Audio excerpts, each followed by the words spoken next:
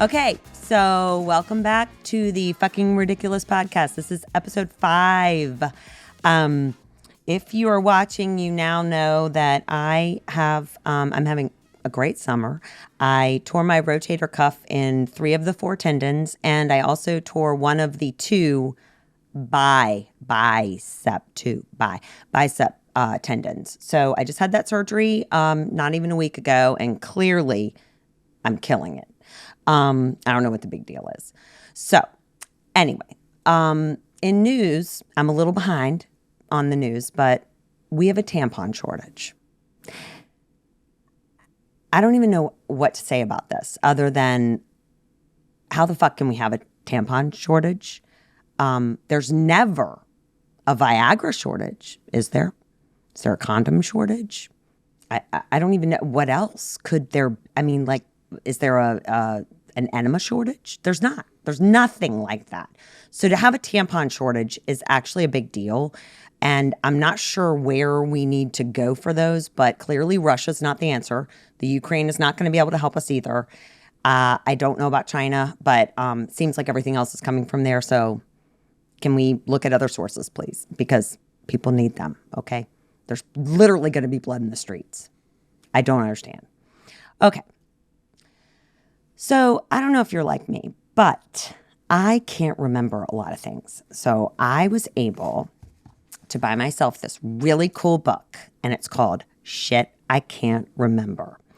Now, some of you might think that that's dumb to like put all of your important information in the book that is shit you can't remember.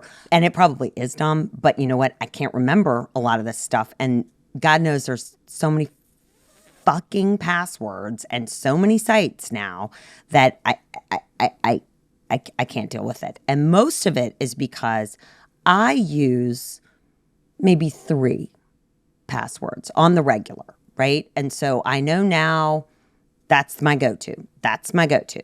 The problem happens when some other people that happen to live in this house, like, want to watch Netflix or want to watch the streaming apps, and they don't care to look in the book to find out what the password is. So then they click the forgot my password, and then they promptly reset it to something I would never think of. So now when I need to log into whatever streaming something I want to do, I can't. Because number one, they're not available, even though they all have cell phones that we pay for. Number 2, I have no idea what they would choose as their stupid passwords.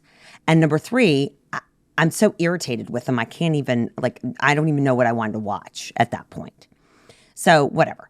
During COVID, I have a stationary bike, and I am like one of those people, if I don't exercise, I'm not right in the head. It's not vanity. It's more sanity. I need that time. Otherwise, no one is safe in this house at all. They're just not. So especially during COVID, I've explained how I had very aggressive feelings. So I would try and get on that stationary bike and just ride away. So I was on the bike and I was doing a really vigorous ride. And one person who lives in my house, who may or may not be one of the lazier ones, was in the other room. And instead of getting up to come in and talk to me, even though you're not supposed to talk to me when I'm on the bike, he's screaming to me, "What's the Netflix password?" And I keep kind of trying to tell him what it is through my breaths. And I'm getting super pissed. And then I'm yelling things like, "Stop fucking talking to me," or, "Oh my God, can't you get your lazy ass up here and walk in here?" Because I'm not able to concentrate and get my, my output up to a certain, I'm not going to get the calories to burn, and OCD sets in and it's awful. So anyway, we go round and round and round. And finally he gets his ass up and he comes in and he's like, "I need your phone." And I'm like, "Why do you need my phone?"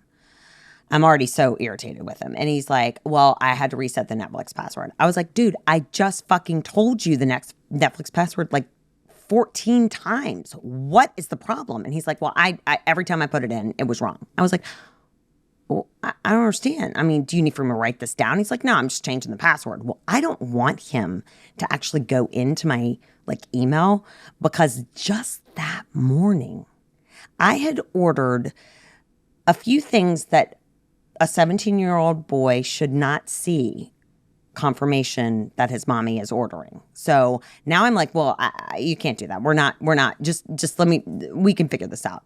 And so we go back and forth on, and I'm saying to him, so let's, for instance, just say my password was alphabet 1 pound.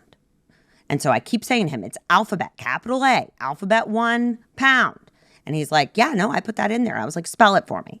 And he spells it, and he's like, he's not the best speller, but he did get that. Super bright kid. And then he goes, so it's A-L, capital A-L-P-H-A-B-E-T, number 1, L-B. And I was like, what the fuck is LB? I didn't say that. I said alphabet 1 pound. And he goes, yeah, so pound. And he goes, LB. And I was like, I didn't say LB. I said pound. And he goes, oh my God, LB is the abbreviation for pound, Mom. Don't you know anything? And I'm like, oh my God, the number sign. And he goes, why don't you just fucking say hashtag Jesus? And I'm like, oh my God. We've now reached a new level where like, we're not even speaking, literally we're not speaking the same language. So this leads me to the big debate on like the number sign. I don't know when number sign like started as pound and then moved over to hashtag. But like everybody still seems to know if you say number sign, they're okay, good.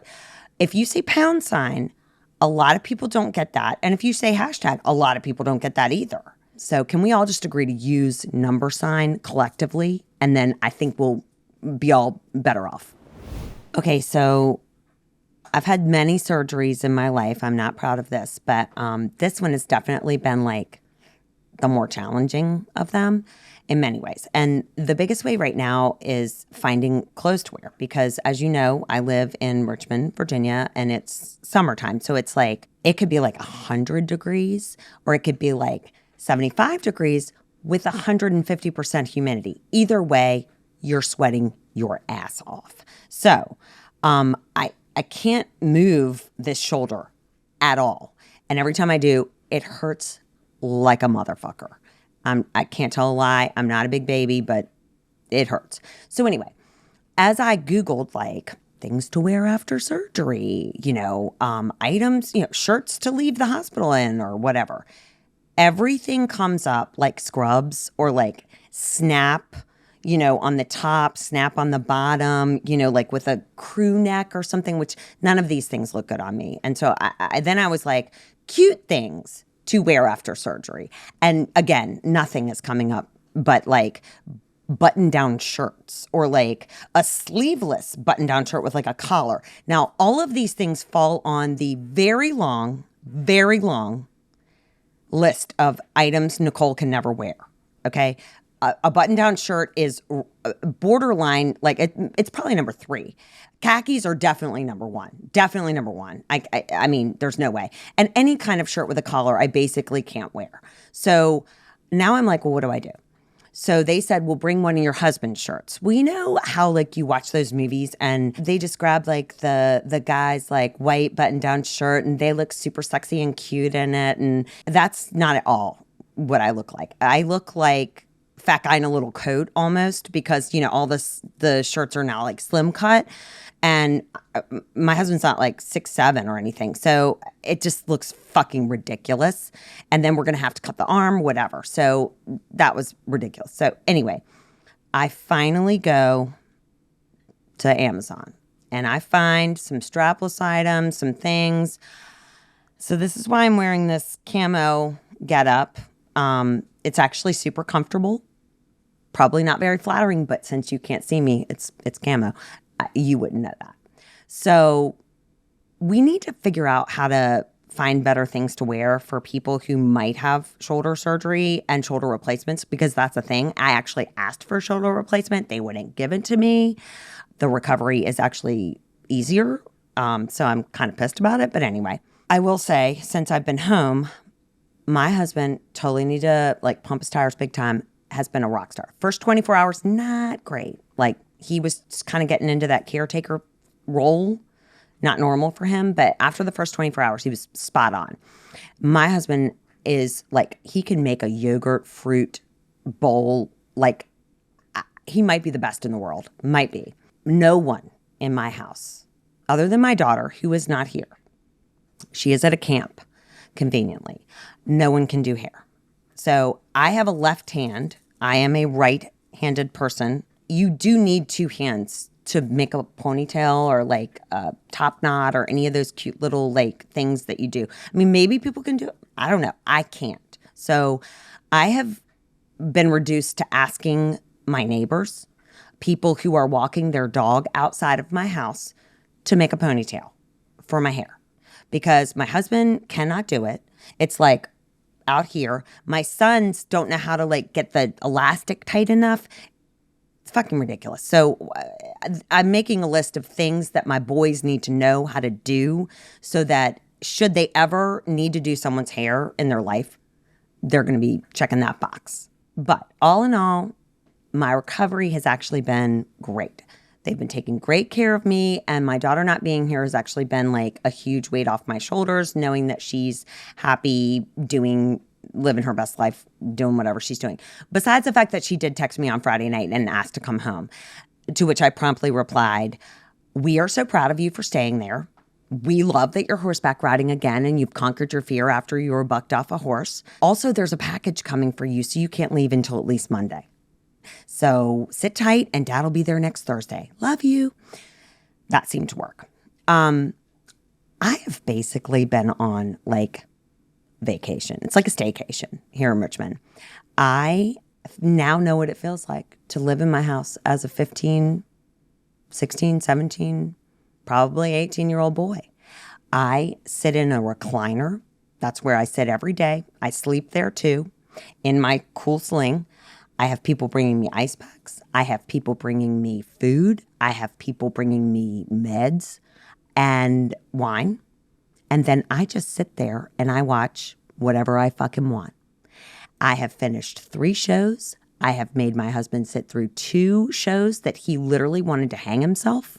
It's been awesome. And when no one's here, I just eat popcorn and I have it all over me and I don't even care. So basically, that's what it's like to live in my house if you have a penis, I think. One thing that's really kind of upset me, though, is I was watching this show, the one that my husband was not super happy about watching and did anything he could not to. I love purple. Like, that's my favorite color. Not like the color purple of the movie, but like the color purple is my favorite color. And I'm starting to see like a lot of purple. And that's fine. Like, everyone can wear purple, but not everyone can wear purple. I don't want that to happen because then I wear purple and then it looks trendy and I don't want to look trendy. I mean, it's my favorite color. It's my favorite color first. So I was watching the show and I shit you not, every outfit that this stunningly beautiful, like 30-year-old girl with awesome hair and dark eyebrows that don't look weird on her at all is wearing purple. Every shade of purple. And now I'm thinking, well, shit, everyone's going to wear purple in the fall. I'm not even going to be wearing like normal clothes. This sucks. Which then led me to think about a story about my mother-in-law. So my niece got married, and this was like the first big wedding for our family. I mean, obviously, you know, my kids are nowhere near that kind of age, so these are much older children from much older family members. But this is her first like being the grandmother in a wedding. So she's like super obsessed with finding the right dress, and she's been looking high and low, and she's like gone everywhere, which P.S. where we live is we don't have anywhere to shop at all. So she's kind of even gone like out of network, like to other cities to look. So she comes home, she finally is like, I'm not sure if this is it, but so she sends a picture of the dress and it's like this deep purple color. It's gorgeous. I, of course, love it because it's purple. And so I write back and I'm like, oh my gosh, I love the color. It's going to look so great on you. Now, I am one of 2 or daughters-in-law. The other one, whose daughter is actually getting married, is totally the favorite. They've known each other longer. A lot of other reasons why. She gave her 3 girls. I just I only had one, so kind of disappointing in that regard. So I say, oh my gosh, you're going to look great. And then Emily, of course, chimes in and says, oh, I love the color. You will be the most beautiful grandmother at the wedding ever, blah, blah, blah. And so, of course, she's like, I'm sure her head is just swelling from all the great compliments from the other sister-in-law. And so she then writes back, well, don't worry. The V isn't too low. Like it's not anything that we should worry about. And I wrote back and I was like, well, I don't understand what the big deal is. I mean, everybody loves a slutty gram at a wedding, right? And the response was like, nada, nothing, zip. And so then I was like, oh, fuck. I think I might have just like dug a hole that now I'm going to have to figure out a way out of. But I did find out later, number one, she approved this story. Number two, she shared it with her bridge ladies and they all got a good kick out of it. So from now on, if I talk about my mother-in-law, I only have one. Her name is Slutty Gram, and I will just refer to her as Slutty Gram or SG. So 2022 has been kind of a big year for me for surgeries. I am falling apart. I am fucking falling apart. It's ridiculous. We have one of these high deductible insurance plans. So like once you meet $1 trillion, you are then everything's free. So my daughter helped us meet the deductible last year. So I've been trying to like fit things in, So in January, I had varicose vein surgery, and nothing other than this sweet ball right here says sexy, like throbbing, unsightly, disgusting varicose veins. So I had to get those taken care of. Now, fun fact about that, waited about 8 months for that particular doctor, came highly recommended. However, when I got there, I almost thought that I was like going into the dollar store for my surgery because this is totally 100% true. They did not have any blankets there. And I literally wore my winter coat on top of me while I was getting the surgery done. And my gloves. Again, he did a great job. Everything was wonderful. But if that doesn't feel like a fucking low rent operation, I don't know what is. So I come out of there with compression hose that I have to wear for like 2 or 3 weeks. And let me just tell you, fun fact on compression hose. It's not like you just go to the store and pick them up. You have to like go get measured, which is humiliating because they're measuring your calf and your thigh, which by the way, I have large calves. Some people's thighs are the equivalent of my calf, which is not good. And then my thighs are like not small either. So then they have to special order stuff. And I, of course, just ask for toeless. Like I sweat like nobody's business. So I need as little material as possible. So anyway, go through that. My husband's totally attracted to me for the next, several weeks. And I walk around with those suckers on. I'll show you a picture on Insta. Second surgery I am a vigorous brusher, always have been, like super OCD about my oral hygiene, which is very important. However, that leads to receding gums. So I knew I had to have gum grafting surgery. So I got gum grafting surgery. And I kind of go into things like I don't do a ton of research because, what's that going to do? Lead you down the rabbit hole of like, oh my God, now I'm scared. It just needed to get done. I was trying to get done under the deductible, which fun fact, dental insurance is the worst. It's the worst. Don't even pay for it because you get like maybe $800 for a family and that gets you nothing. So anyway, gum grafting. There are 2 ways to do it. They can either cut a roof of your mouth and take your tissue and like put it in there. Or if you are an excellent flosser with great dental hygiene, you can get any other material. It's like, I was like, if it's from a cadaver, I don't care. I don't even care what it's made of. You're not cutting my mouth. So I actually fell into that category, and shockingly, that's more expensive. So I paid $3,000 to get my gums grafted, only on the bottom.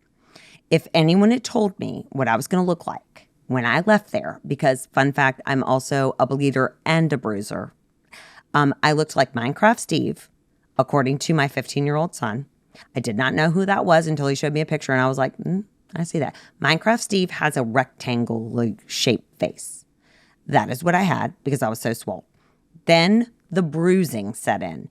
And the bruising wasn't like I've been in like a fist fight bruising. It was like kind of veiny and streaky, like Freddy Krueger had marred my face. And it would just go down my neck like this.